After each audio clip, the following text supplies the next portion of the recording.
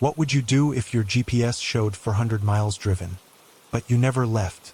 8 Alaska truckers experienced things on these frozen roads that they never told anyone. Names changed, details altered, stories 100% real. Drop your location and the time you're watching this in the comments. If you're alone right now, good luck. This is Black Fears. The Dalton Highway does not care about you. That is the first thing every veteran trucker up here will tell you. Not as a warning, as a fact. The road runs 414 miles from Fairbanks to Deadhorse, and for most of that distance there is nothing. No gas station, no diner, no cell signal, no shoulder worth calling a shoulder. Just gravel, permafrost, and darkness that feels like it has weight. I had been running it for 3 seasons when the night I am about to describe happened.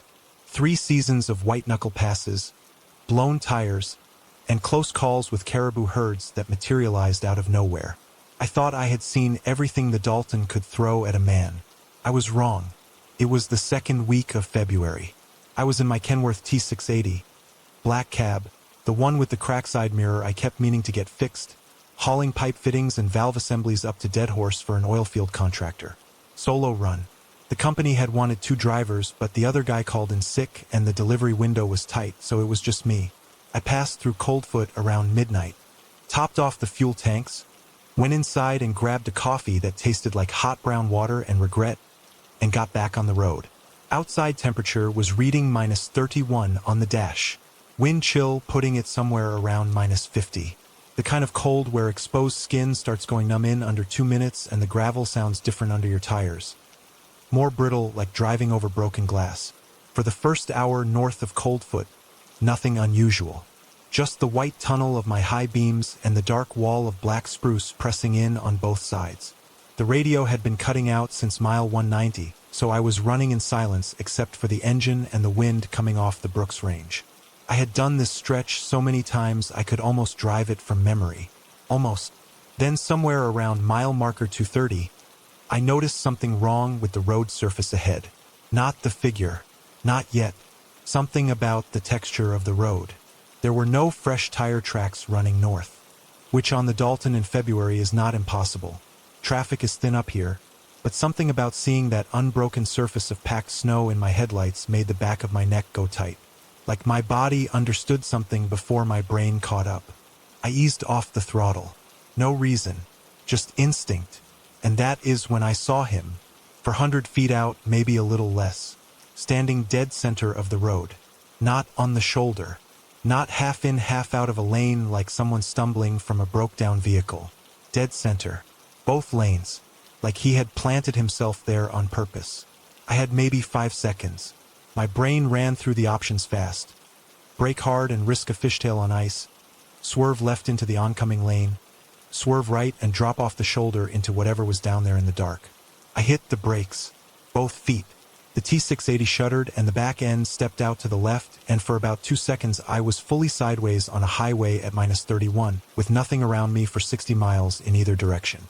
The truck stopped. I sat there with my heart slamming so hard I could feel it in my back teeth. The hazard lights were strobing orange across the snow. I looked out through the windshield. The road was empty. Not empty like he had stepped to the side. Empty like he had never been there. I was 30 feet from where he had been standing and there was nothing. No person, no shape, no shadow at the edge of my headlights. I pressed my face to the windshield and looked left toward the pipeline corridor and right toward the drop-off side. Nothing. I sat there for a long moment, hazards blinking, engine running, trying to make my breathing slow down. Then I did something I had never done before on a winter run. I opened the door and got out. I know how that sounds. -31, middle of the Dalton, 2 in the morning. But I needed to see. I needed to know if there was a person out there hurt or hiding, or I do not know what the third option was. I just needed to see. I walked forward to where he had been standing. The snow on the road surface was packed hard and smooth, wind-scoured, the kind of surface that would not hold a clean footprint, but you would still see something, some compression, some disturbance, some mark. There was nothing. The surface was untouched all the way across both lanes and both shoulders as far as my flashlight reached. I stood there in the road in the dark and the cold, and I turned in a slow circle with my flashlight, and I looked at the spruce line on both sides and I listened. Wind, engine, nothing else. I got back in the cab and sat for another 4 minutes before I could make myself put it in gear. The whole time I kept checking the mirrors, half expecting to see him standing behind the truck. The mirrors stayed empty. I drove the rest of the way to Dead Horse without stopping. Got in around 6 in the morning, handed off the manifest, and sat in the truck stop for almost an hour before I could eat anything. I told the story to another driver, a guy named Peterson who had been running the Dalton since the 90s. He listened without interrupting, which was not something Peterson normally did. When I finished, he looked at his coffee and said, "What mile marker?" I told him, 230, give or take. He nodded slowly, like I had just confirmed something he already knew, and he said, "Yeah, don't stop there." I asked him what that meant. He just shook his head and said he had heard things about that stretch. More than once. Different drivers, different years. Always the same area, always late at night, always something in the road that was gone when you stopped. He never told me what he thought it was. And I never pushed him because honestly I think part of me did not want an answer that made it worse. What I know is this. There were no footprints. There were no vehicle tracks in either direction north of Coldfoot that night except mine. The temperature was -31, and a human being left exposed in that cold without gear is dead in under 10 minutes. There was nowhere to go, no structure, no tree cover close enough, no ditch deep enough to disappear into that fast. And whatever I saw was solid enough to make me lock up the brakes on a 60-mile-an-hour approach and nearly roll a fully loaded rig on black ice. That was 8 years ago. I still run the Dalton. I have no choice, it is the job and the job is the job. But I do not stop between Coldfoot and the North Slope anymore unless I absolutely have to. And when I come through mile marker 230, I keep both hands on the wheel, and I do not look too hard into the dark on either side of the road. Because I have this feeling, and I cannot explain it, it is just a feeling, that whatever was standing in the middle of that road that night was not lost. It was waiting, and I do not think it was waiting for just any truck that came through. I picked him up at mile marker 312. That detail matters. Remember it. Because by the time I understood what was wrong with that man, I was already an hour past the last place on the Dalton where anyone could have helped me. It was late October, which on the Dalton means winter has already arrived, and it did not bother knocking. The pass was sitting at around -14, and the wind coming through Adigan was the kind that finds every gap in your jacket no matter how well you sealed it. I was running a loaded flatbed north, steel casing pipe for a drilling operation outside Prudhoe Bay, in my Pete 389, the one with the sun-faded paint on the hood that I always told myself I would fix and never did. I had made this run maybe 40 times over the years. I knew every curve, every bad patch, every spot where the road dropped away on one side and there was nothing between you and a 400-foot fall except your own nerve. I came around the long bend just south of Adigan Pass and my headlights caught a figure on the right shoulder. A man, standing upright. No vehicle anywhere behind him, no flashlight, no reflective vest. Just a man standing on the gravel shoulder of the most remote highway in North America in the middle of the night in October like he was waiting for a city bus. I slowed down. I know every experienced Dalton driver reading this is already shaking their head. You do not stop for strangers on the Dalton. That is not a rule anyone wrote down somewhere. It is just something you understand after your first season. The road is too remote. The situations are too unpredictable, and you are too alone up here to take chances with someone you do not know. I knew all of that. I had told newer drivers all of that myself. But it was -14, and he had no gear that I could see. I pulled over. He came to the passenger window and I cracked it 2 inches. He was somewhere in his 40s, I thought, medium build, dark jacket, no hat, no gloves. His face was calm. Not the panicked, wind-burned face of someone who had been stranded for hours in that cold. Calm, almost relaxed. He said his truck had gone off the road about 2 miles back and he needed to get to Dead Horse. His voice was flat and even, no shake to it, no urgency. I asked him where his gear was and he said it was in the truck. I asked him how long he had been out there and he said not long. I should have driven away right then. Instead I unlocked the door. He climbed up into the cab and I got back on the road. For the first few minutes, he did not say anything and neither did I. I had the heat cranked and I watched him out of the corner of my eye to see if he showed any signs of hypothermia. The confusion, the slurred speech, the shivering that eventually stops being shivering. He showed none of it. He sat with his hands in his lap and looked at the road ahead and breathed normally. I asked him his name. He told me. I am not going to repeat it here because I reported this to the Alaska State Troopers afterward, and the name he gave me did not match any missing person, any registered vehicle, or any human being in any database they could find. So whatever name he gave me, it was not his. We drove for maybe 20 minutes and then he started talking. Small talk at first. The road conditions. The weather coming in over the Brooks Range. How long I had been running the Dalton. I answered in short sentences and kept my eyes forward. There was something about his conversational rhythm that was slightly off. Not wrong enough to put your finger on immediately, but the kind of off that you feel in your stomach before your brain identifies it. Like he was asking questions he already knew the answers to, testing something. Then he said, "Heavy load tonight." I said, "Yeah, steel casing, pretty standard run." He nodded and said, "Casing pipe, for the Prudhoe Bay secondary drilling operation." I did not remember telling him where the pipe was going. I was almost certain I had not told him it was casing pipe specifically. I had said steel pipe. I turned and looked at him directly for the first time since he got in. His expression had not changed at all. Still that same flat calm. I looked back at the road and my mind started running back through the conversation trying to find where I had given him those details. I could not find it. I told myself I must have mentioned it and not realized. People do that. You talk on autopilot on long runs. I told myself that and I almost believed it. About 40 minutes in I needed to check the load straps.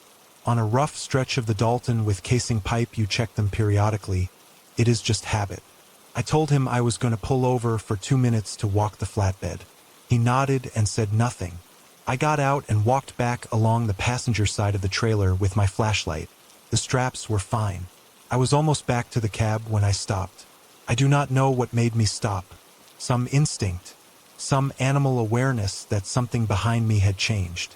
I turned around and looked back at the trailer. One of the rear cargo lights was casting a dim glow across the back of the flatbed, and in that glow I could see that one of the tarp tie-downs on the rear left corner had been loosened. Not flapping loose in the wind, deliberately loosened, folded back neatly, like someone had reached under the tarp and carefully undone it. I had checked that corner myself in Fairbanks before departure. It had been tight. I stood there in the dark for a moment and then I looked up at the passenger side mirror of the cab from where I was standing. The interior light was off, but I could see the shape of the passenger seat in the dim glow of the dash lights. It was empty. I moved fast. Back to the cab, up into the driver's seat, doors locked. I turned on the interior light. He was not in the cab. I checked the sleeper curtain and pulled it back. Nothing. I sat there with the door locked and the engine running and I looked in every mirror I had. He was standing at the rear of the trailer. Just standing there in the red wash of my taillights. Not moving. Facing the cab. I could not see his expression from that distance but the stillness of him. No shifting his weight. No arms crossed against the cold. Just completely still in minus 14-degree wind. Was the most frightening thing I have ever seen on this road or any other. I put the truck in gear and I drove. I did not stop until I reached the security gate at the Prudhoe Bay oil fields, which was another hour and 40 minutes north. When I got there, I told the gate guard what had happened and asked him to call the troopers. He looked at me the way people look at you when they are not sure if you are crazy or just shaken, and he made the call. The troopers took a report. They drove back south along the route and found no one. They checked for vehicles off the road in that area and found nothing matching what he had described. No truck, no wreck, no skid marks on the shoulder. They also told me something that I have thought about almost every day since. They said that stretch of the Dalton near Adigan Pass had come up 3 times in the previous 18 months in similar reports. Drivers picking up a stranded man near the same area. Late at night, same general description. In 2 of those cases, the driver reported items missing from the cab afterward. A wallet, a logbook, a personal phone. In the 3rd case, the driver reported that a rear cargo strap had been tampered with. A rear cargo strap. on a mountain highway where a loose load can kill you and everyone around you. I asked the trooper what they thought was going on. He was quiet for a second, and then he said they were treating it as a repeat offender working the highway. A human explanation. And maybe that is exactly what it was. Maybe it was a man with bad intentions who knew that isolated truckers on a remote road at night were unlikely to report until they were already far away. But here is what I keep coming back to. The casing pipe. The secondary drilling operation. The details I do not remember giving him. I have run that conversation back in my head more times than I can count, and I cannot find the moment where I told him those things. I am not a man who believes in much beyond what I can see and touch and verify. 31 years of driving will do that to you. You become practical in the way that people who work with machinery and weather become practical. The world is physical, cause and effect, nothing mysterious about it. But I cannot explain how he knew what was on that flatbed. And I cannot explain why a man standing in -14-degree wind for an unknown amount of time showed no signs of being cold. Not once. Not for a single second the entire time he was in my cab. I still run the Dalton. I run it every season. But I have not stopped for anyone on that road since that night, and I will not stop for anyone on that road again. I do not care if they are standing there in a t-shirt in January waving both arms. I keep the doors locked and I keep moving, because whatever that man wanted from me that night, my cargo, my truck, something I still do not understand. The thing I am most grateful for is that he did not get it. And the thing that keeps me up some nights is wondering what happens to the drivers who were not paying close enough attention when he got in. The truck died at 11:47 p.m. I know the exact time because I looked at the dash clock the second the engine cut out, the way you automatically check the time when something goes wrong, like the number is going to mean something later. It did not mean anything.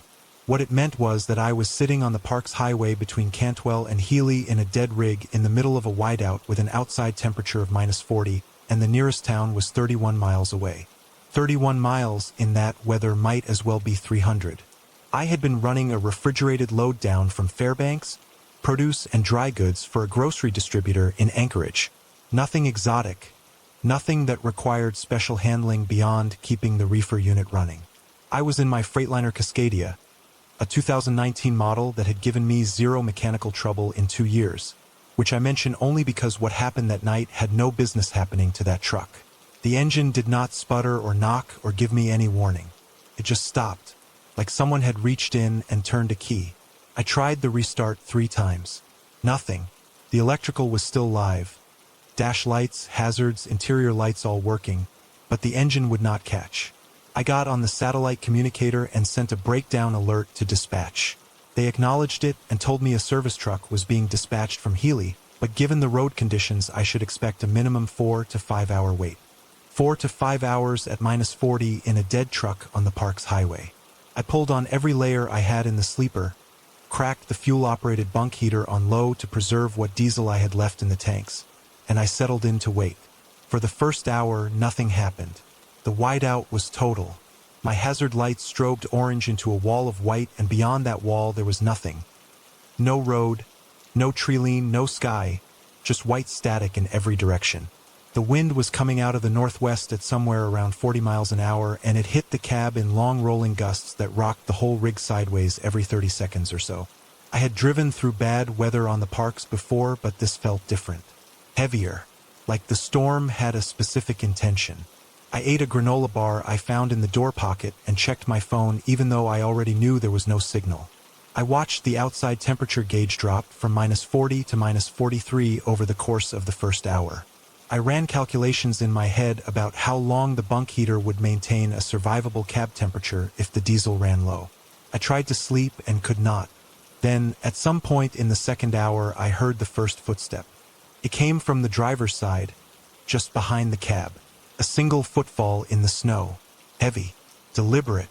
The kind of sound that registers differently than the random pops and creaks of a truck in extreme cold. There is a texture to it, a weight distribution that your brain identifies immediately as biological. I sat up and looked in the driver's side mirror. The hazard lights were cycling, and in each orange flash I could see maybe 8 feet of snow-covered ground alongside the truck. Nothing there. I told myself it was the wind shifting debris, or the trailer settling on the frozen ground, or any one of a dozen mechanical explanations that a person reaches for when they are alone in the dark and do not want to accept the other kind of explanation. Then it came again.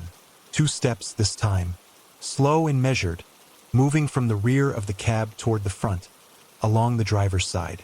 I do not want to overdramatize this because the honest feeling in that moment was not cinematic fear. It was a very cold, very specific dread that started in the chest and moved outward. The kind of feeling that shuts down the part of your brain that wants to rationalize and replaces it with pure animal awareness. Something is outside.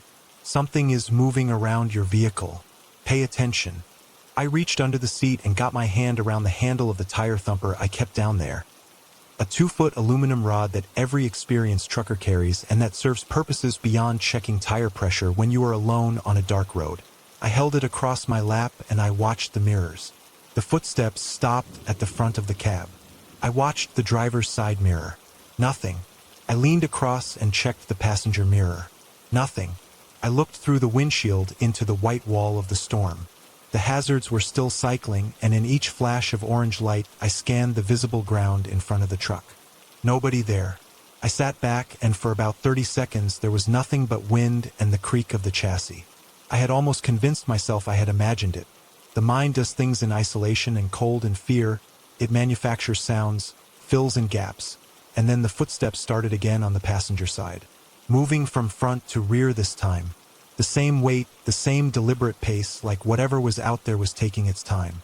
I counted 7 steps before they stopped. Right beside the passenger door.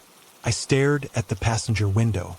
The glass was fogged at the edges from the temperature differential and clear in the center, and I watched that clear center and I did not breathe for a long time. Nothing appeared in the window. No face, no shape, no shadow pressing against the glass. But I could hear breathing.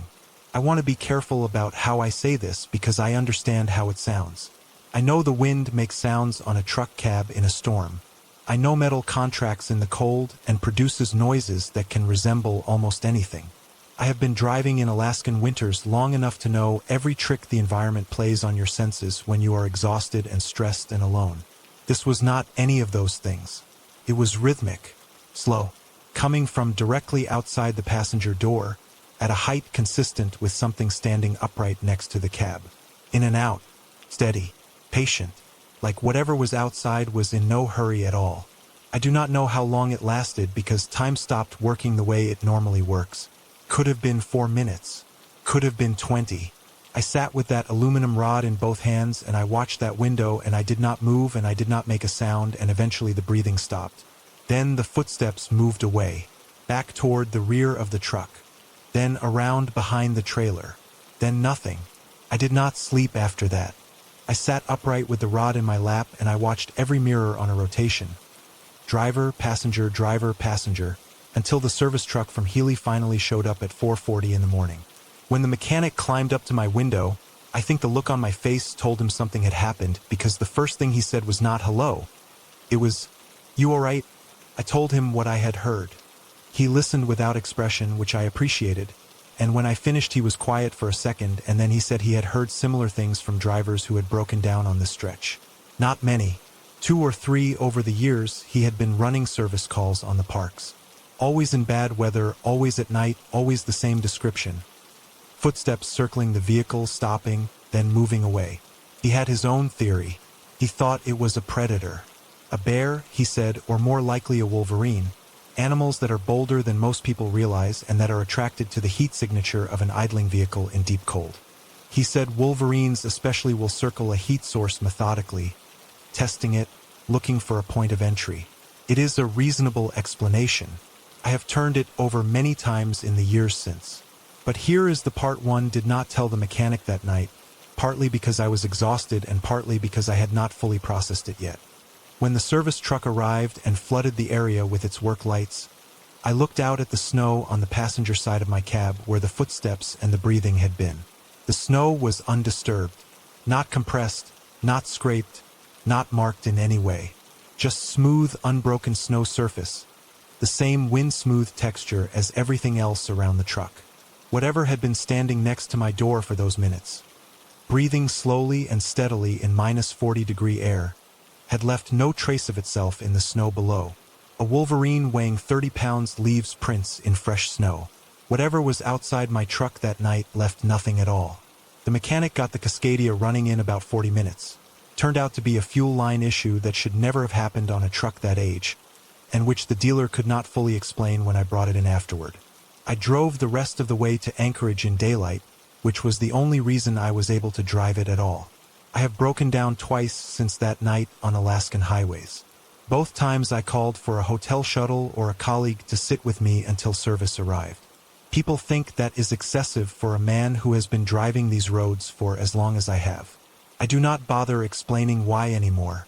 Some things you carry alone. You carry them because the explanation does not make you sound credible, and because the people who would believe you are the people who have their own version of the same story, sitting in the dark on some frozen highway, listening to something move around their truck that they could never fully account for afterward. The Parks Highway is beautiful in the daylight. I mean that. The Alaska Range comes up on your left heading south, and on a clear day it stops your breath in a way that nothing else does. But I do not break down on it at night anymore. And if I ever do, I am not opening that window for anything.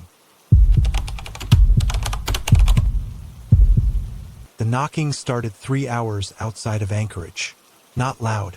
That is the first thing I want to make clear, because when people hear the word knocking they imagine something urgent, something frantic, something that announces itself. This was not that. This was quiet, almost polite. A single knock, then silence, then another single knock about 40 seconds later. Rhythmic enough to notice, but spaced far enough apart that the first few times I heard it I told myself it was road vibration. Gotta go sift. The normal language of a loaded trailer on a rough highway. I was running the Glen Highway east toward Glen Ellen, hauling a sealed intermodal container for a freight forwarding company out of Anchorage. The container was a standard 40-foot steel box, dark green, no markings beyond the serial number and the shipping labels. The manifest listed the contents as industrial equipment, specifically calibration instruments and survey tools for an engineering firm operating out of Glen Ellen. Sealed load, meaning I did not load it myself and I was not authorized to open it. You handle sealed loads differently than open cargo. You take the manifest at face value, you deliver to the specified address, you get a signature, you go home. That is the whole job. I had done maybe a dozen sealed loads in my career. Never thought twice about any of them. I was in my international LT, running solo, and the Glen was in reasonable shape for early November. Some frost heave on the pavement around Sheep Mountain, but nothing that required slowing below highway speed. The Matanuska Glacier was somewhere off in the dark to my right, invisible but present the way large things are present even when you cannot see them. I had the radio on low and a thermos of coffee on the console, and I was maybe 4 hours from delivery. Then the knocking started. Single knock. Silence. Single knock. I turned the radio off and listened. It was coming from inside the container. Not from the trailer frame, not from a loose chain or a shifting strap, but from inside the box itself. I know the difference. After enough miles you develop an ear for where sound is originating on a rig, the way a doctor develops an ear for where sound is originating in a chest. This was interior, coming from somewhere in the rear third of the container, slightly left of center. I told myself cargo shift. Something had worked loose from its packaging and was rolling or sliding with the road movement. It happens. It is annoying and it means paperwork at the destination, but it is not alarming. Except the knocking was not random. That is what I kept coming back to as I drove. Random movement produces random sound. Irregular intervals, varying intensity, changing location as the object shifts position. This was none of those things. Same interval, same volume, same location inside the container every single time. One knock, pause, one knock, pause, one knock, like a signal, like something that understood the concept of a pattern and was using it deliberately. I picked up the satellite phone and called dispatch. The woman who answered, I will not use her name, pulled up the load manifest while I was on the line. She confirmed what I already knew. Calibration instruments, survey equipment, sealed load, deliver to the engineering firm address in Glen Ellen. Do not open, standard protocol. I told her I was hearing interior movement from the container and asked if there was anything in the load that could produce rhythmic knocking during transport. She put me on hold for about 3 minutes. When she came back, she said she had spoken to the freight forwarder and they had confirmed the instruments were packed in foam-lined cases and should not be moving during normal transport. She asked if I wanted to pull over and inspect the exterior of the container for structural damage. I said I would check it at my next fuel stop. What I did not say, because I was not fully ready to say it out loud yet, was that the knocking had changed while I was on the phone. It was slower now, 3 or 4 seconds between each knock instead of 40. And it had moved. It was coming from the left rear corner of the container, near the door end. The same measured quality, the same consistent volume, but repositioned. Like whatever was producing the sound had moved toward the back of the container while I was on the phone. Toward the doors. I want to be honest about what I was thinking at that point because I think honesty is the only thing that makes this worth telling. I was thinking about the manifest. I was thinking about the fact that a sealed container on a bonded shipment is supposed to be verified at origin before the seal is applied. Meaning someone is supposed to physically confirm that the container contains what the paperwork says it contains before the doors are locked. I was thinking about how that process works in practice versus how it is supposed to work in theory, and how much trust the whole system places in people doing their jobs correctly at every step of the chain. I was thinking about how large a 40-foot container is on the inside. I pulled over at a wide gravel turnout near Eureka and got out with my flashlight. I walked the full length of the container on both sides, checking the exterior panels for damage, checking the door seals, checking the locking bars. Everything was intact. The customs seal on the door latch was unbroken. A small plastic tag with a serial number that would show visible damage if the doors had been opened after sealing. It was fine. I stood at the rear of the container with my flashlight and I listened. From inside, muffled by the steel walls, I heard one knock, then silence, then one knock. I stood there for probably 2 full minutes in the dark on the shoulder of the Glen Highway, and I had a conversation with myself about what to do. The rational part of me said call dispatch again, report the sound, request authorization to break the seal and inspect, document everything. That is the correct procedure. That is what the manual says. The other part of me, the part that had been listening to that slow, deliberate, patient knocking for the last hour and a half, said that if there was something alive in that container, breaking the seal and opening those doors alone on a dark highway with no one around was not the right move either. I got back in the truck and I drove. The knocking continued for another 40 minutes, still slow, still measured, still coming from the rear of the container. Then, somewhere around the junction with the talk cut off, it stopped completely, not tapering off. Not slowing down further, just gone. Mid-interval between one knock and the next, it simply was not there anymore. I drove the last hour to Glen Allen in total silence from the trailer and I delivered the container to the engineering firm address at 6:14 in the morning. 2 men were there to receive it early, which I noted. They signed the manifest without looking at me very much and they moved the container into a warehouse bay with a forklift before I had finished unhooking my trailer connections. I asked one of them casually what kind of survey equipment they were taking delivery of. He said seismic calibration tools. Expensive, sensitive stuff. Had to be handled carefully. I nodded and said something like, "Hope it made the trip okay. Heard some movement in there on the way up." He looked at me for just a second longer than felt normal and then he said, "These things always settle during transport. Nothing to worry about." And he walked into the warehouse and the bay door came down. I have thought about that delivery many times since. I have thought about the knocking and the way it moved and the way it slowed and the way it stopped. I have thought about the 2 men who were there before sunrise to receive a shipment of survey equipment. I have thought about the manifest and the seal and the process by which a sealed container is verified before it is loaded. About 8 months after that delivery, I was talking to another driver at a truck stop in Wasilla, a guy who ran the Glen regularly, and I mentioned the freight forwarding company by name. I did not tell him the whole story. I just said I had run a sealed load for them and asked if he knew them. He was quiet for a second, and then he said he had heard of them. Said there had been talk among some of the Glen Allen area drivers about that company. Nothing specific, nothing he could point to, just a general sense that their loads were unusual and that the drivers who asked too many questions about their cargo tended not to get called back for repeat work. I asked him what he thought that meant. He shrugged and said he did not know and did not want to know.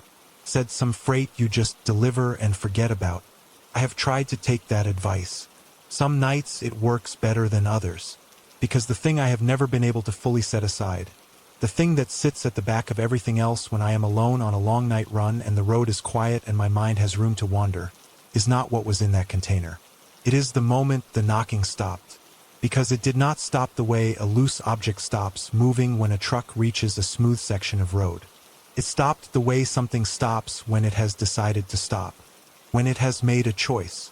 And whatever was in that container, whatever was producing that slow and patient sound for 90 miles of Alaskan highway in the dark, it made that choice about an hour before we reached the destination. Like it already knew we were getting close. Like it had been counting the miles. I have hit animals before. Every driver who has run Alaskan highways long enough has hit animals. Caribou, fox, the occasional dull sheep that wanders onto the road from the high ground. It is not something you want to do, and it is not something you ever fully get used to. But it happens, and when it happens there is a protocol. You stop, you assess the damage to the vehicle, you check on the animal, and if it is suffering and you have the means, you end it. Then you call it in, and you document it, and you move on. I have followed that protocol maybe 6 or 7 times over the years. What I found in the ditch on the Richardson Highway that November night was not something I had a protocol for. I was southbound on the Richardson, coming down from Delta Junction toward Glen Allen with an empty flatbed. I had dropped a load of construction materials at a job site outside Delta, and I was running light back to Valdez, where I was based out of at the time.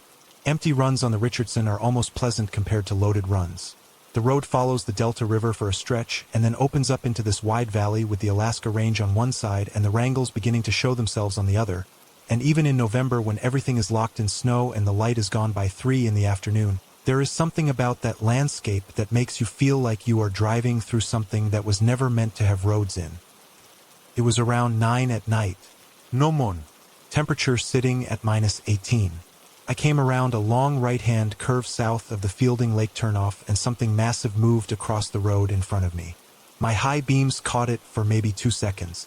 Large dark shape, low to the ground, crossing left to right. My brain said moose immediately. The size was right, the darkness was right, and I stood on the brakes and felt the flatbed push against the cab as the trailer tried to override me on the icy surface. I managed to keep it straight, but I felt the impact. Not a full strike, more of a glancing blow on the right front corner, the kind of collision that tells you contact was made but does not tell you how much damage was done. I brought the rig to a stop on the shoulder and sat for a second with the engine running and the hazards on. The front end felt okay. No warning lights on the dash, no pull to one side, which meant the tire and the wheel well had probably survived. I grabbed my flashlight and my tire thumper, habit, and got out to check. The front right corner of the bumper had a fresh impact mark. Paint scraped, some deformation in the plastic fairing, nothing structural. Whatever I had hit, I had clipped it rather than fully struck it. I walked back along the shoulder to where the collision point would have been and swept the flashlight across the road surface. Blood in the snow. Not a little. A significant amount already starting to freeze at the edges into a dark crust. A drag trail leading off the right shoulder and down into the ditch. I followed the trail to the edge of the road and shone the light down into the ditch. What I am about to describe is something I have only told in full to 2 people in my life. My older brother, who drove truck for 20 years before his knees gave out, and a wildlife biologist I met at a presentation in Fairbanks 2 years after this happened. I told the biologist because I thought maybe she could give me an explanation that would let me stop thinking about it. She could not. The shape in the ditch was large. That was the first thing. Larger than I had registered during the crossing. Longer than a moose, lower to the ground, with a body profile that did not resolve into anything I recognized even as I stood there looking directly at it from 8 feet away. The flashlight beam is only so wide and the ditch was deep enough that I could not see the whole thing at once. I moved the beam across it in sections. The hide or skin or whatever covered it was dark, almost black, and it had a texture that my brain kept trying to categorize and kept failing to. Not fur exactly, not smooth. Something in between with an irregularity to it that made the light behave strangely, absorbing it in some places, reflecting it oddly in others. The body was not moving. I moved the beam toward what should have been the head end. There was a head, or there was something at that end of the body that occupied the position a head would occupy. But the geometry of it was wrong. The proportions were wrong. I stood there in -18 degrees on the shoulder of the Richardson Highway, and I moved that flashlight beam across what I had pulled out of the road with the right corner of my truck, and I could not make it into anything I had a name for. I want to be clear about what I mean when I say that. I am not a man who spooks easily or reaches for dramatic interpretations. I grew up in rural Alaska. I have been in the field with hunters since I was 11 years old. I have seen moose, bear, wolf, wolverine, lynx, and every other large animal this state produces at close range under every kind of lighting condition. I know what Alaskan wildlife looks like. This did not look like Alaskan wildlife. I stood at the edge of that ditch for what felt like a long time, and then something happened that ended the encounter entirely. The thing moved. Not much. A slow shift of the body, the way a large animal adjusts its weight when it is down but not fully gone. But when it moved, the head end, whatever it was, turned. Not all the way toward me, maybe 30 degrees. Enough that what should have been the face was angled in my direction. I did not wait to see more. I walked back to my truck at a pace that I will not call running because I was not running. I was walking very fast. And I got back in the cab and I locked the doors and I sat there with the engine running for about 90 seconds before I put it in gear and pulled back onto the highway. I drove straight through to Glen Allen without stopping, which is about an hour from where this happened. In Glen Allen, I pulled into the parking lot of a closed gas station and sat in the truck for 20 minutes with the interior light on. Then I called Fish and Game. I reported a large animal struck on the Richardson near the Fielding Lake area, injured and in the ditch. The person who took the call asked me what kind of animal, and I said I was not sure, possibly a moose, but the visibility had been poor. I did not say anything else. They said they would send someone out to check in the morning. I never heard back, and I never followed up. The wildlife biologist I eventually told this to 2 years later, over coffee in Fairbanks after her presentation on large mammal distribution in the interior, listened to my description carefully and without expression.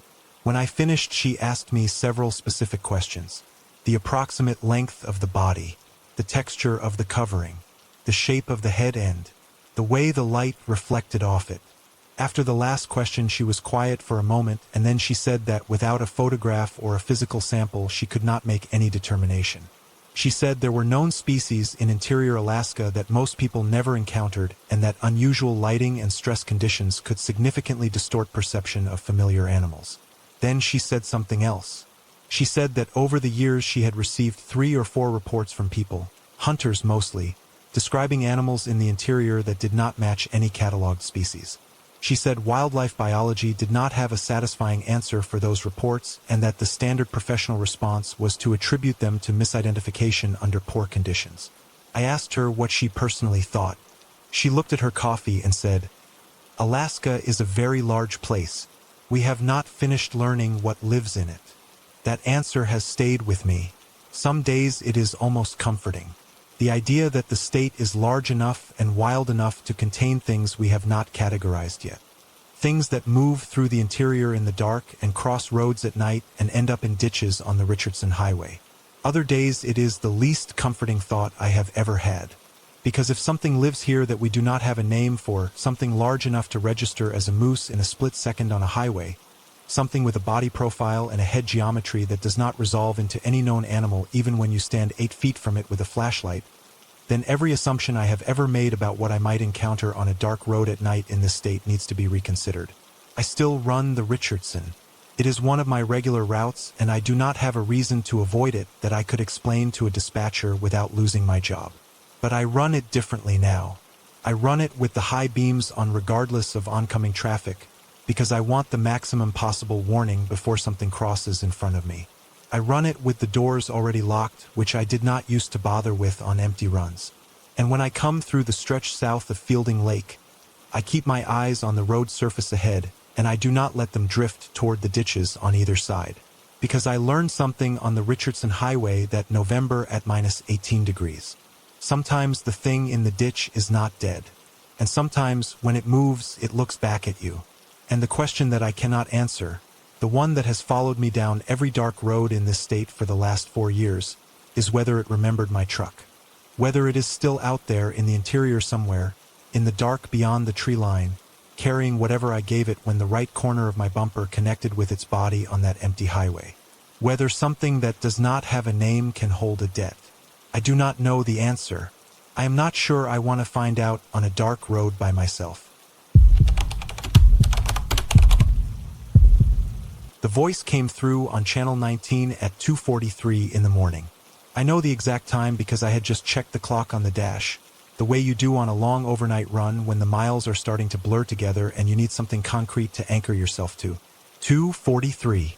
I was on the Dalton northbound, somewhere between the Yukon River crossing and Coldfoot, which is one of the longest and most isolated stretches of road in the state. No towns, no services, no cell signal, just the CB radio and the satellite communicator and whatever you brought with you in the cab. I had been running Channel 19 out of habit. Most Dalton drivers monitor it. It is the standard trucker channel, the one you use to warn oncoming rigs about road conditions, ice patches, wildlife on the road.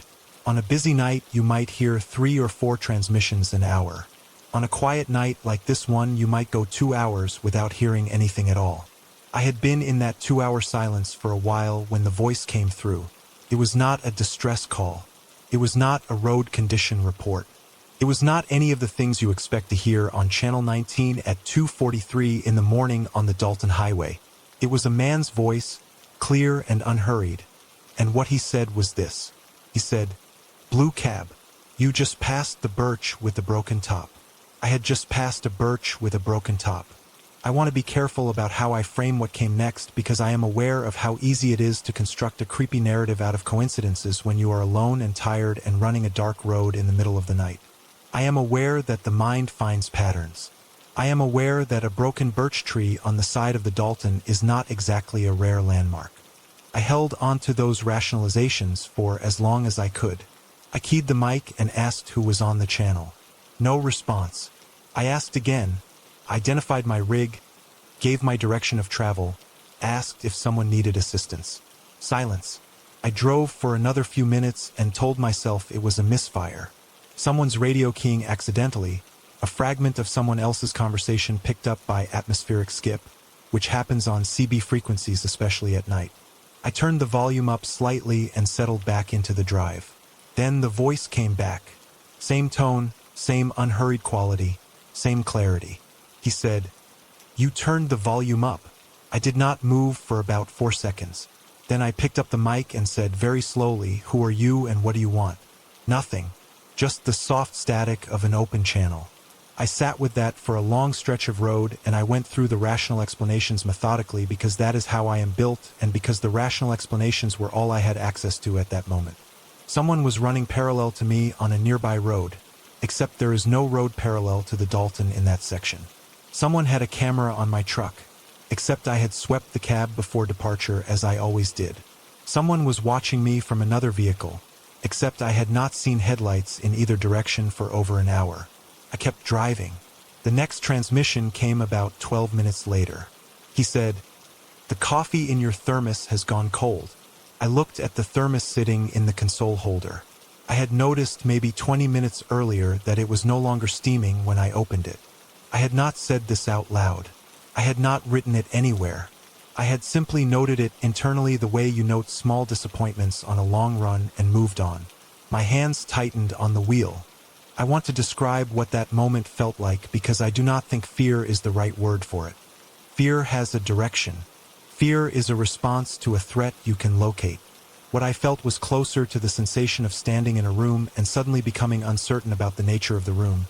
Not afraid of anything specific, but suddenly and profoundly unsure about the basic operating rules of the situation you are in. Like a door in your understanding of the world had come slightly open and you could feel the air moving through it, but you could not see what was on the other side. I keyed the mic and I said very quietly, "What do you want from me?" The response came back immediately this time. No delay, no static, just the voice. And what it said was, "Keep driving. Do not stop between here and Coldfoot." And then the channel went silent in a way that felt different from before. Emptier.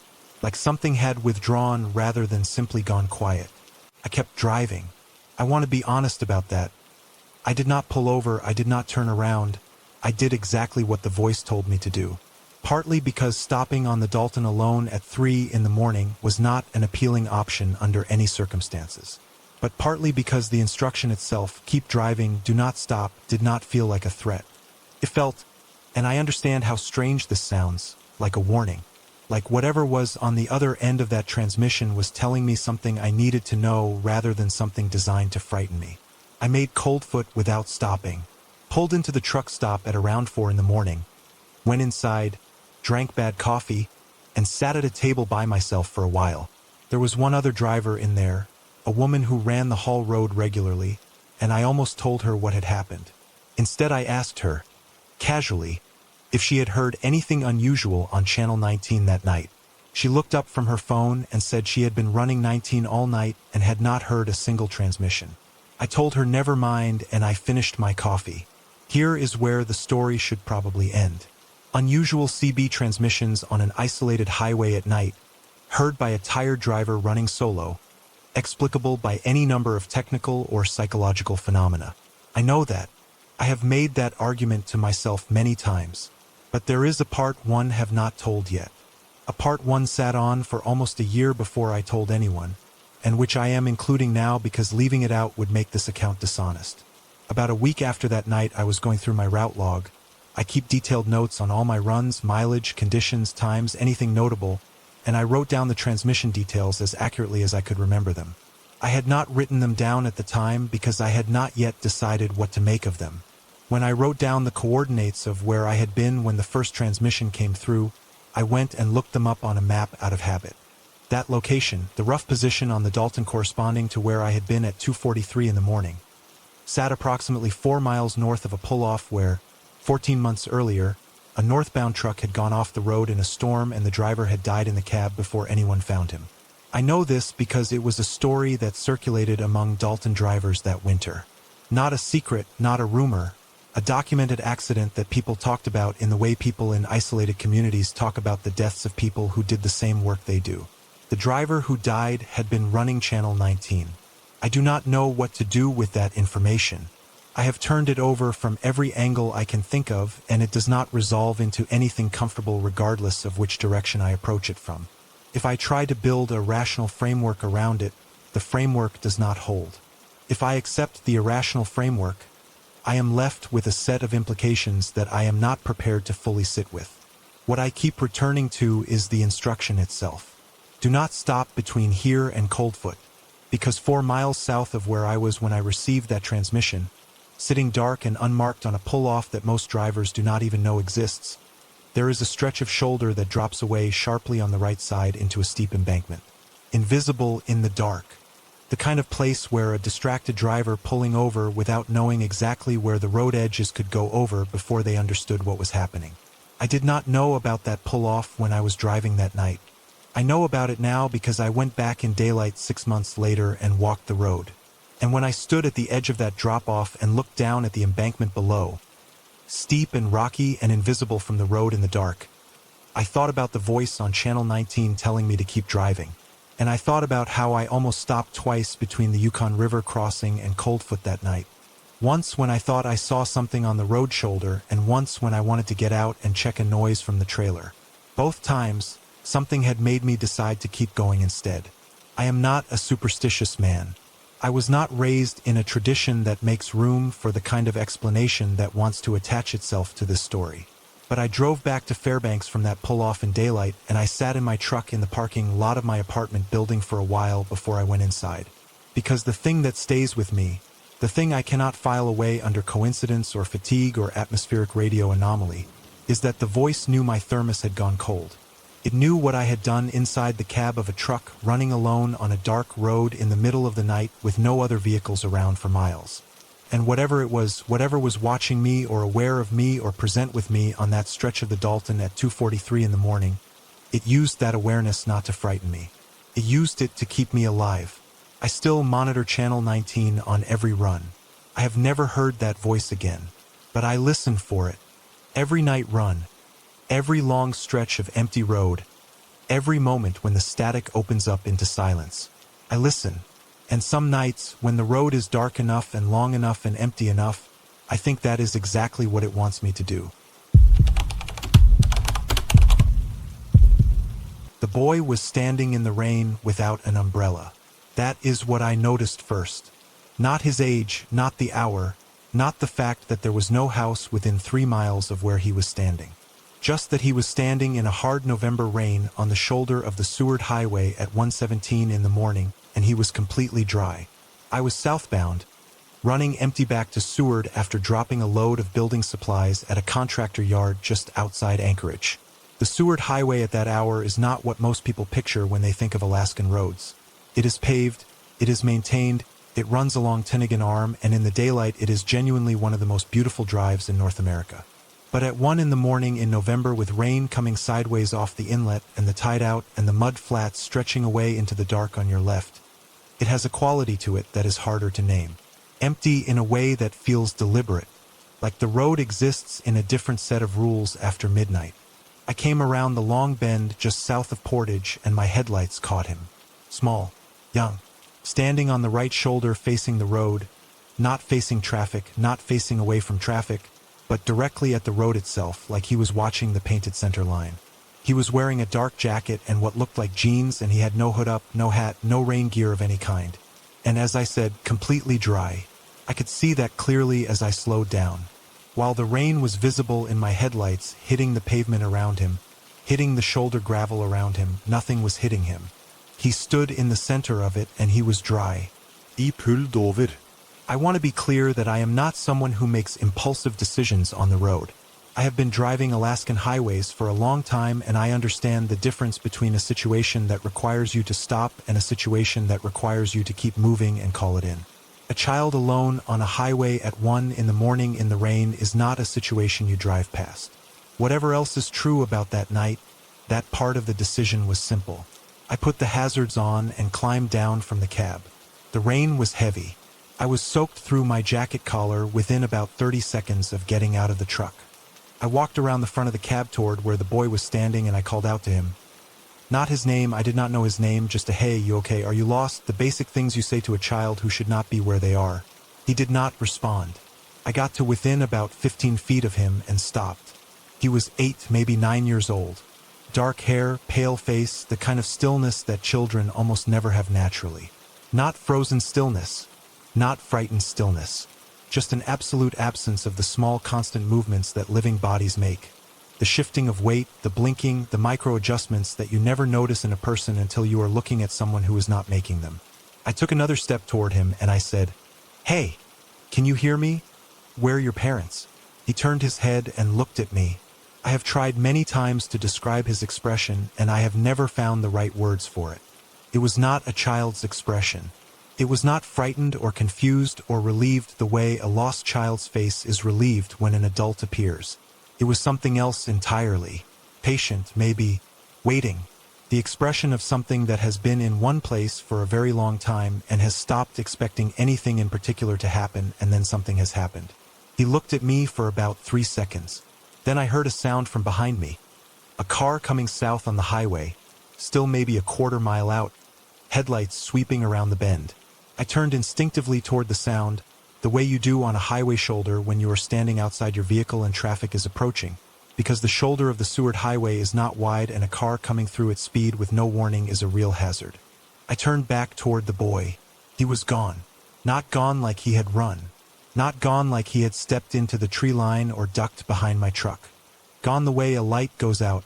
Present and then not present, with no transition between the two states. The shoulder where he had been standing was empty. The rain was hitting the gravel where his feet had been. There were no footprints in the wet gravel. There was no movement in the brush line 20 feet off the shoulder.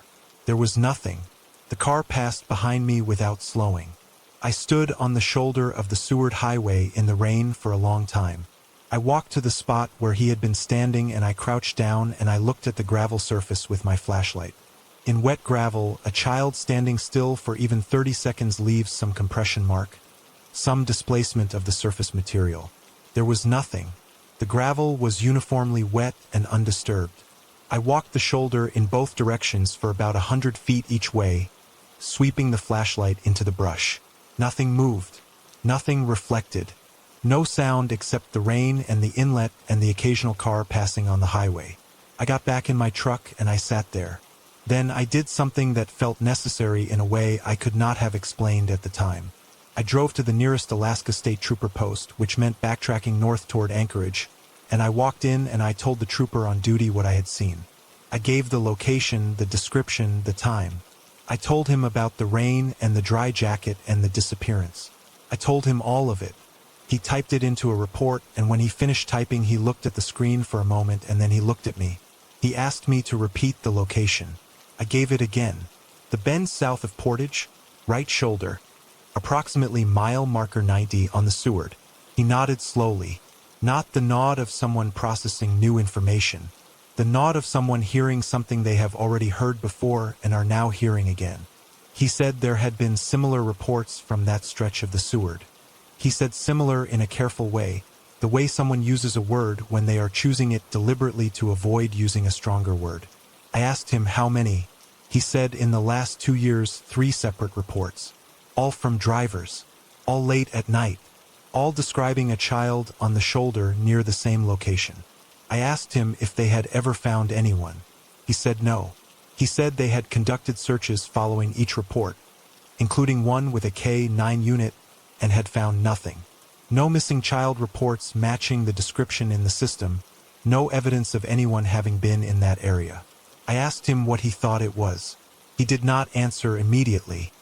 He looked at his computer screen and he looked at the report he had just typed, and then he said that the official position was that these were likely sightings of a real child who left the area before units arrived, possibly from one of the residential properties further off the highway, and that the cases remained open. Then he said, quietly, not as an official statement but as one person talking to another at 2 in the morning, that the stretch of the Seward Highway near Portage had a history. I asked him what kind of history. He said that section of highway had seen more fatal accidents over the decades than the road geometry or traffic volume could statistically account for. He said some of the older troopers, the ones who had worked the Seward beat for 20 or 30 years, had their own views about that stretch of road. He said he was not going to characterize those views because it was not his place to do so. He printed me a copy of the report and he told me to drive safe. I have thought about that night from every angle I have access to. I have thought about the rain and the dry jacket and the way the gravel was undisturbed. I have thought about the expression on his face, that patient, waiting expression that had no business being on a 9-year-old's face at 1 in the morning in a rainstorm.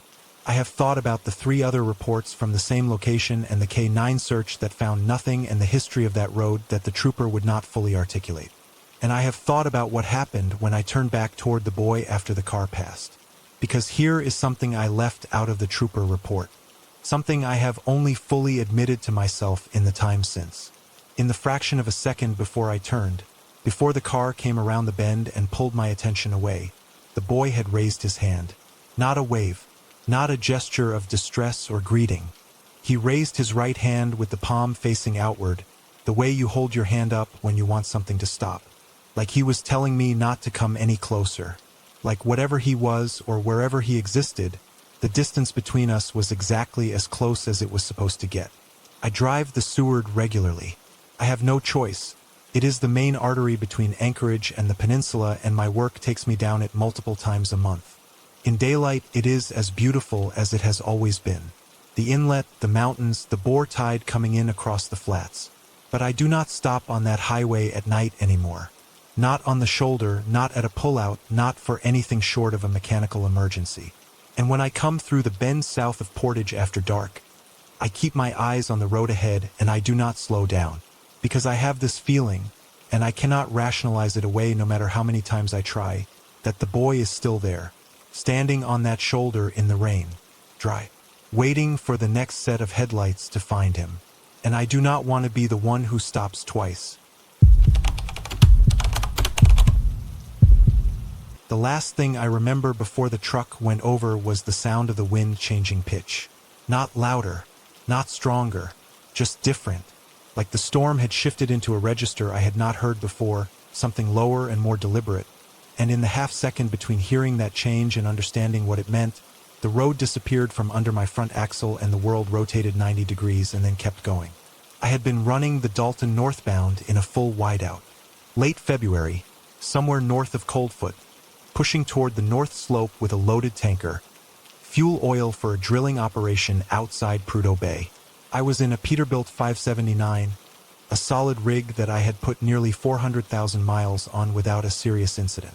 The weather had been deteriorating for the previous 2 hours, but the satellite communicator showed the system moving east, and I had made a judgment call to push through rather than sit on the shoulder and wait it out. I have made that call before. Most of the time it is the right call. This was not most of the time. The whiteout on the Dalton is unlike any weather condition I have encountered anywhere else. It is not simply heavy snow.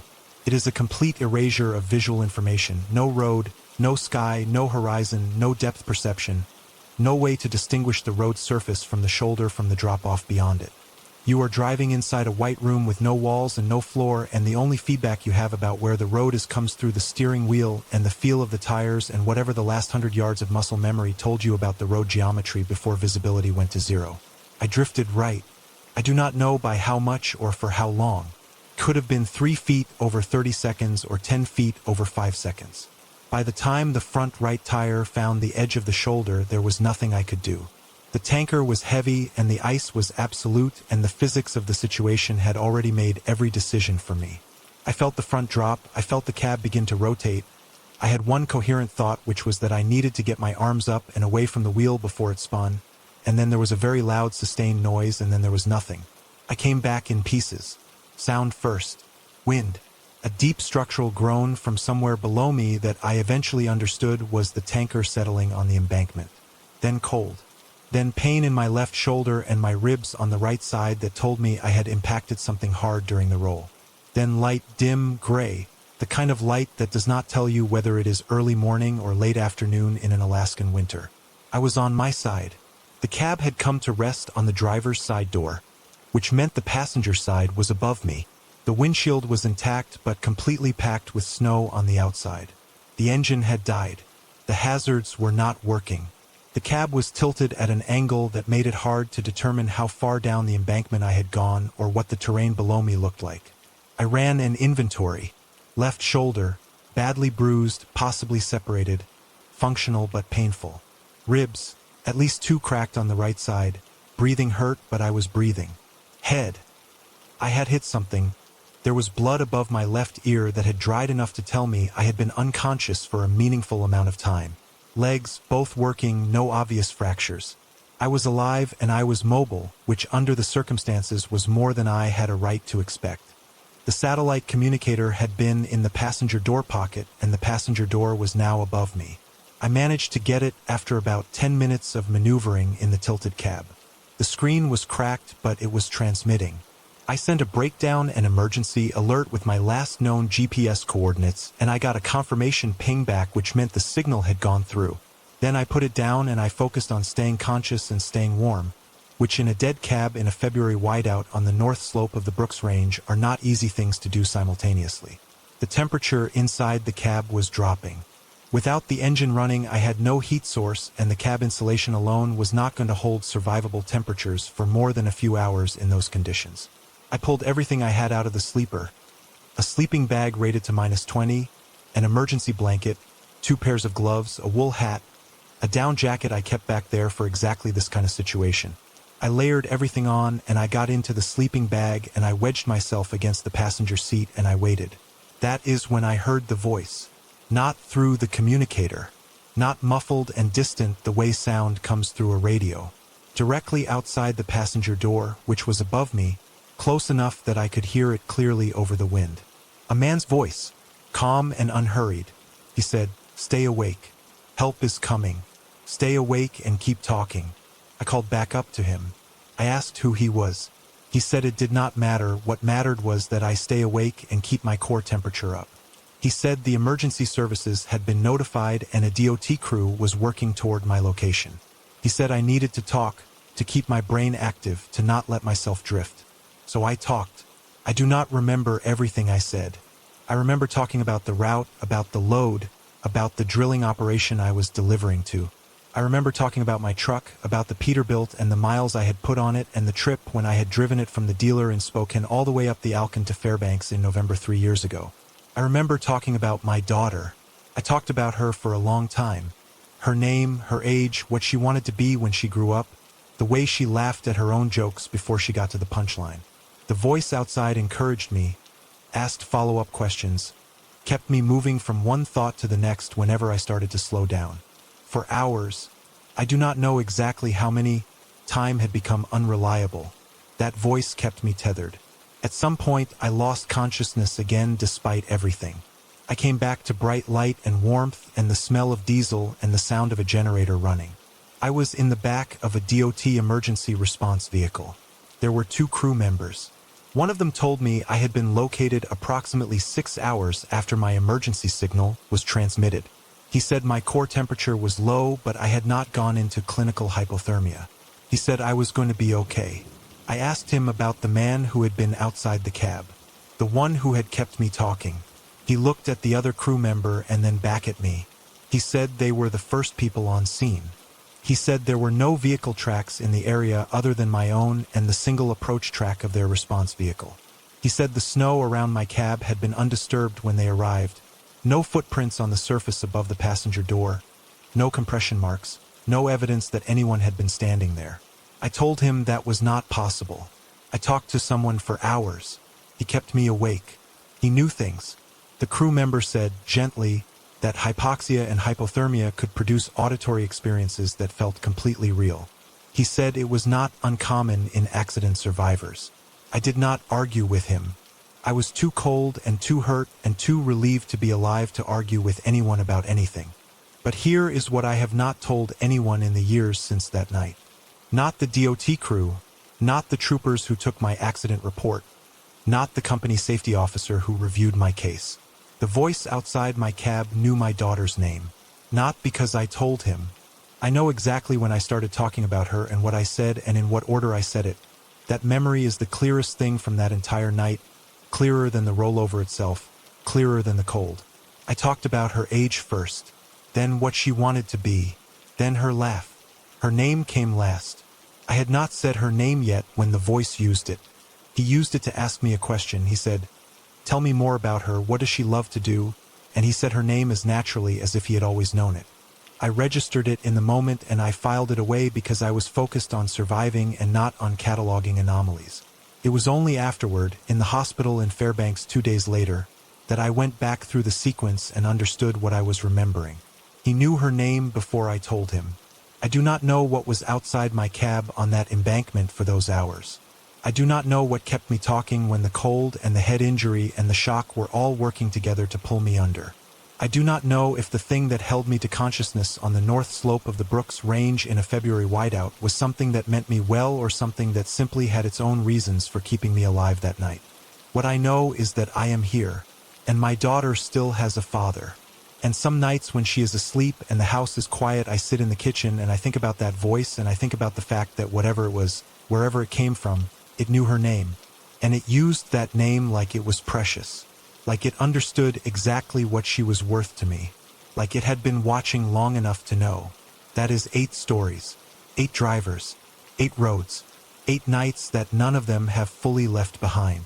If you are watching this from somewhere warm and safe, take a second and appreciate that. Because there are people out there right now on the Dalton, on the Richardson, on the Glen and the Parks and the Seward, running through darkness and cold and weather that most people will never experience, carrying things they cannot explain and have learned not to talk about. This is Black Fears. If these stories found something in you, subscribe and leave a comment below telling us which story stayed with you the longest. Share this with someone who thinks they have heard the scariest thing Alaska has to offer. They have not heard anything yet.